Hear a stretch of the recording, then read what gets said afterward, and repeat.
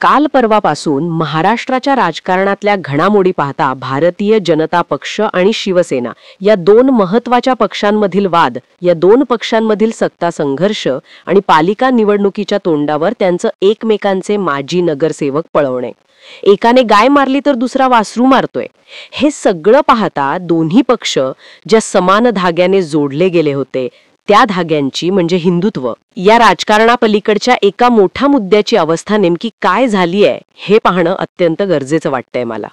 अर्थात सफेद पोष राजकारण्यांकडून, खातिरदारी राजकारण्यांकडून भगव्या कल्पनेतल्या ज्वलंत हिंदुत्ववादाची अपेक्षा करणं तसं चुकीचंच आहे.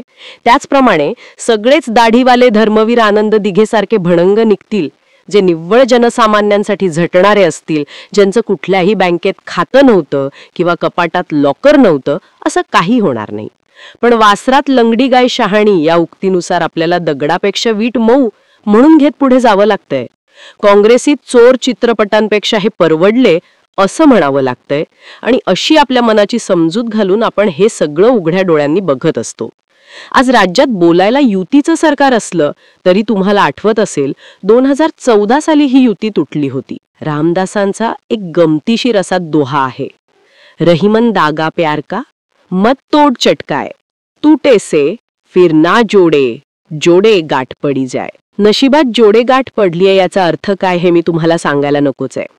बाळासाहेबांनी, अटलजी, अडवाणी आणि त्यांच्या सोबतीने प्रमोद महाजनांच्या पुढाकारानं जी राजकीय युती महाराष्ट्रात निर्माण झाली होती त्या युतीमागचा थॉट प्रोसेस किंवा त्या युतीमागचा धागा बाळासाहेब, अटलजी आणि अडवाणींच्या नजरेतून पाहिला तर हिंदुत्व हेच असणार होतं. पण प्रमोदजनांना त्या दोन्ही पक्षांचा राजकीय फायदा दिसत होता. त्यावेळचा भारतीय जनता पक्ष आणि आजचा भारतीय जनता पक्ष यांच्यात प्रचंड तफावत आहे. आजचा भारतीय जनता पक्ष मोवी शहांचा भारतीय जनता पक्ष म्हणवला जातो, तो अटल अडवाणींचा होता. त्यावेळेस सत्तेच्या जवळ जाण्यासाठी संघर्ष करणारी, पार्टी विथ डिफरन्स बनवणारी भाजपा आज संसदेत सलग 11 वर्ष ठाण मांडून बसलेली सत्ताधारी पार्टी बनलीय. त्या तुलनेत बाळासाहेबांची महाराष्ट्रात भक्कम असणारी प्रादेशिक सेना मात्र 2 किंवा 3 जंगलांमध्ये विभागली गेलीय. आता शिवसेना प्रमुखांचं अस्तित्व नाही म्हटल्यावर त्यांचा धाकही संपलाय. अशा स्थितीत 2014 सालची आठवण पुन्हा जागी होते, जेव्हा या दोन्ही पक्षांमधील ममत्व संपलं होतं. का संपलं, कुणाची राजकीय महत्वाकांक्षा मोठी यावर आता बोलायचं नाहीये मला. पण 2012ला बाळासाहेब ठाकरे हे नाव शिवसेनेमागून हटकलं तसं ही युती टिकेल का यावर शंका येऊ लागली होती आणि 2014व्या विधानसभेला ती तुटली देखील. तरीही निकालानंतर पुढे सेनेचे लोक भाजपसोबत जुळवून घेत सत्तेत सहभागी झाले होते. त्यावेळी सरकारमधला विरोधी पक्ष बनून शिवसेनेचे मंत्री हे दैनिक सामना आणि संजय राऊतांच्या इशाऱ्यावर खिशात राजीनामे घेऊन 5 वर्ष वावरले. या खिशातल्या राजीनाम्यांची आठवण आजच का झाली? मला तर परवा मंगळवारी कॅबिनेट मीटिंगवर बहिष्कार घालणाऱ्या शिवसेना मंत्र्यांच्या नाराजीची बातमी कानावर आली आणि ते 2014 ते 2019 सलग 5 वर्ष खिशातच पडून राहिलेले राजीनामे आठवले. तेव्हा युतीचे भांडण जे 2014 साली फुटलं ते भांडण नंतर गुगलने जोडलं गेलं, सांगितलं गेलं. पण त्या भांड्यावर जो तडा पडलाय तो काय झाकलं जात नाहीये. उद्धव ठाकरेंची सत्ता लालसा ओळखून भाजपनं मग ऑपरेशन लोटस कार्यान्वित केलं होतं. सत्तेत सोबत करणाऱ्या शिवसेनेच्या अनेक मंत्र्यांना, नेत्यांना देवेंद्रजींनी आपल्या विश्वासातील बनवलं होतं. मी हे 2005 ते 2019 सांगतोय तुम्हाला. दीपक केसरकर असुत की उदय सामंत, ही 2 नावं देवेंद्रजींच्या खास मर्जीतील वगैरे अशी वाटत होती. त्यावेळेला मग त्यांच्या गळाला थेट एकनाथ शिंदे लागले. समृद्धी महामार्ग सारखा प्रकल्प साकारताना एकनाथ शिंदे आणि देवेंद्र फडणवीस या जोडीने कमाल केली. दरम्यान त्यांच्यातलं सख्य वाढलं आणि मग मातोश्रीवर सुशेगात पडलेल्या ठाकरेंनी खाली काय चाललंय हे कधी डोकावून पाहिलंच नाही. सत्तेतला आपला हिस्सा व्यवस्थित वर्षावरच्या तळघरात पोहोचवला जातो आहे आणि त्यासाठी शिंदे आहेत ना, एवढंच त्यांनी पाहिलं. दरम्यान एकनाथ शिंदेंनी त्यांच्या दानी स्वभावानुसार मुक्त हस्ताने आपल्या आमदारांना, सहकारी मंत्र्यांना मदत करणं, निधी वाटपात झुकतं माप देणं, त्यांच्या अडीअडचणी, नाना सुखदुःखाच्या प्रसंगांना धावून जाणं हा शिरस्ता पाळला. त्यामुळे फडणवीसांच्या मंत्रिमंडळातले सामान्य मंत्री असलेले एकनाथ शिंदे हे शिवसेनेचे आमदारांसाठी, नेत्यांसाठी आणि भाजपच्या चाणाक्ष माणसासाठी अति महत्वाचे नेते बनले. मी स्वतः एकनाथ शिंदेना ते ठाण्याचे जिल्हा प्रमुख असल्यापासून नंतर ते मोहन जोशी यांच्या जागी आमदार बनल्यापासून ओळखतो. म्हणजे मी ओळखतो, ते मला नव्हते ओळखत. त्यांचे पीए प्रभाकर काळे आजारी 1955 पासूनचा माझा मित्र असला तरी तोही नंतर मग VIP कॅटेगरीत गेला आणि नॉट रिचेबल झाला. तो आजवर अजूनही तो आपल्याला रिचेबल नसतो. त्यामुळे मी शिंदे किंवा त्यांचं ठाण्यातील वर्तुळ यांच्या संपर्कात नव्हतो. पण माझा त्यांच्या राजकीय वाटचालीवर एक शिवसैनिक म्हणून आणि एक राजकीय अभ्यासक म्हणून बारीक लक्ष होतं. 2019ला राज्यात महाविकास आघाडीचं सरकार येण्याआधीची गोष्ट आहे. ठाण्याच्या महापौर बंगल्यावर लोणीवाले नरोत्तम दादा बसतात. त्या ठिकाणी एका जगविख्यात वर्तमानपत्राचे विश्वविख्यात संपादक आणि शिंदे साहेबांची बैठक झाली होती. त्यात विधानसभा निवडणुकीत शिवसेनेचे मैदानावरचे नेतृत्व शिंद्यांनी करावं, म्हणजे खर्च करावा, म्हणून पवार मसल पॉवर मनी पॉवर वापरून पक्षाला नंबर 1 करावं अशी खलबत झाली होती. आणि त्या बदल्यात मुख्यमंत्रीपद हे एकनाथ शिंदे यांना दिलं जाणार होतं असं काहीसं बोललं जातं. मग निवडणुकांनंतर कळलं भलतंच. संपादक आणि बारामतीकर काका यांच्या संकरातून महाविकास आघाडी नावाचं अपत्य जन्माला आलं. पुढचं सगळं कथानक ती महाभयान 2.5 वर्ष महाराष्ट्राची जनता जाणून अनुभवून आहे. त्यावरून आता काही बोलायला नको. तर या महाविकास आघाडीला सुरुंग लागणं तसं कठीण होतं. पण भाजपनं यातल्या एका कमजोर कडीला हेरलं. ऑपरेशन लोटस सुरू झालं. या ऑपरेशनचा पहिला पडाव होता 13 मे 2022. काय होतं 13 मे 2022?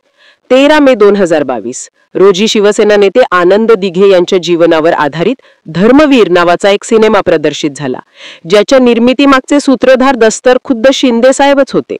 हा सिनेमा भलेही आनंद दिघे यांच्या जीवनावर आधारित होता, तरीही त्याचं मर्म हेच होतं की धर्मवीर आनंद दिघे यांचा वारसा पुढे समर्थपणे चालवणारा एकच वाघ आहे, तो म्हणजे एकनाथ शिंदे.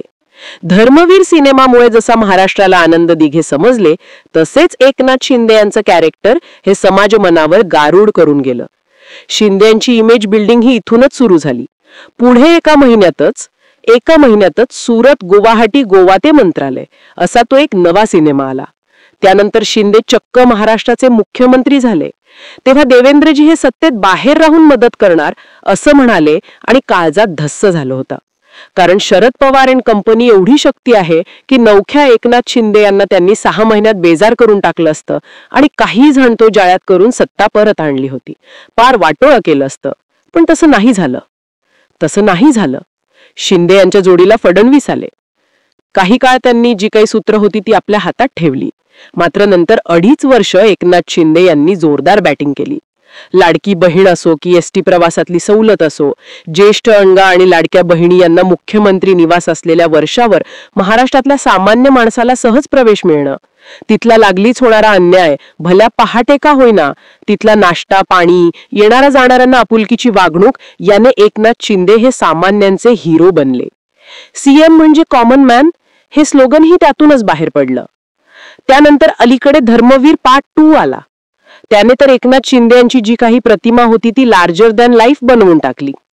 खरं तर त्यांनी कोविडमध्ये जे अतुलनीय काम केलं होतं ते लोकांसमोर यायलाच हवं होतं. घरात बसून कोमट पाणी पीत पीत फेसबुक लाईव्ह करणारे कुठे, आणि कोविड सारख्या भयानक संकटात लोकांच्या मदतीला स्वतः धावून जाणारे आणि त्यामुळे ज्यांना 2दा कोविडची लागण झाली, जे स्वतः मृत्यूच्या दारातून परत आले, ते एकनाथ शिंदे कुठे? हे सगळं ठीक आहे, पण एकंदरच महाविकास आघाडीला सुरुंग लावताना शिवसेना नावाचं अभेद्य राजकीय पक्ष आपल्या सोबत नेणं शिंदेंना सोपं नव्हतं. पण ते साध्य झालं. भाजप नावाच्या महाशक्तीच्या पाठबळामुळे भाजपच्या ऑपरेशन लोटस टीम मधल्या डॉक्टर्सनी आधी गृहपाठ केलेलाच असेल की शिवसेनेत एवढ्या फूट पडल्या म्हणजे भुजबळ गेले, गणेश नाईक गेले, नारायण राणे गेले, राज ठाकरे गेले, हे दिग्गज गेले तरी शिवसेना ऍक्टिव्ह झाली नाही. यावेळेस शिंदेंनी फूट वगैरे न पाडता अख्खा पक्षच सोबत नेला. हे सगळं धाडस करू शकणारा नेता जो त्यांच्या आमदारांमध्ये, नगरसेवकांमध्ये, पदाधिकाऱ्यांमध्ये लोकप्रिय आहे, ज्याच्या शब्दाला मान आहे, असा नेता म्हणजे एकनाथ शिंदे. हे भाजपला माहित होतं. अभ्यास व्यवस्थित झाला होता. म्हणूनच तर त्यांनी या बंडाला प्रायोजित केलं. महाराष्ट्रातलं मविया सरकार हे खरोखरच पुढची 25 वर्ष काही हटत नाही अशा स्थितीत होतं. संजय राऊत उगाच हवेत बाता मारत नव्हते. काँग्रेस आणि राष्ट्रवादी हे दोन्ही पक्ष जे एकटे सत्तेत देऊ शकणार नव्हते, भाजपनं त्यांना संपवत आणलं होतं, ते पक्ष या नव्या प्रयोगाने पुनरुज्जीवित झाले होते. पण एकनाथ शिंदेच्या धाडसी निर्णयाने जो पक्ष कधी फुटेल असं स्वप्नातही वाटत नव्हतं, तो पक्ष फुटला आणि भाजप शिंदेसोबत पुन्हा सत्तेत आला. आज 2024 मध्ये भाजप देशात जितका मजबूत नाही तितका महाराष्ट्रात आहे. आणि अशा वेळी महाराष्ट्रात महायुती समोर विरोधी पक्षच उरला नाही असं चित्र आहे. आणि असं असताना जो काही संघर्ष होतोय आता, जो खरं तर सत्ताधारी आणि विरोधकात व्हायला हवा, जी काही राजकीय सुंदोसुंदी होतीये ती सत्ताधारी विरुद्ध विरोधक अशी नाहीये, तर सत्ताधारी आणि त्यांचे मित्रपक्ष अशी होताना दिसते. हा संघर्ष व्हावा म्हणून विरोधी पक्ष देव पाण्यात घालून बसलेलेच होते. यांच्या या व्रतवैकल्यांना फळं लागतायत असं वाटतंय आता. नगरपालिका, स्थानिक स्वराज्य संस्थांच्या निवडणुका यांच्या निमित्ताने ही निवडणूक म्हणजे तळागाळातल्या कार्यकर्त्यांची निवडणूक असते असं म्हणत त्या तळागाळातल्या कार्यकर्त्यांच्या नावावर बिलं फाडून हे सत्तालोलूप राजकारणी उगाचच संघर्षाला तोंडफोड पाहतात.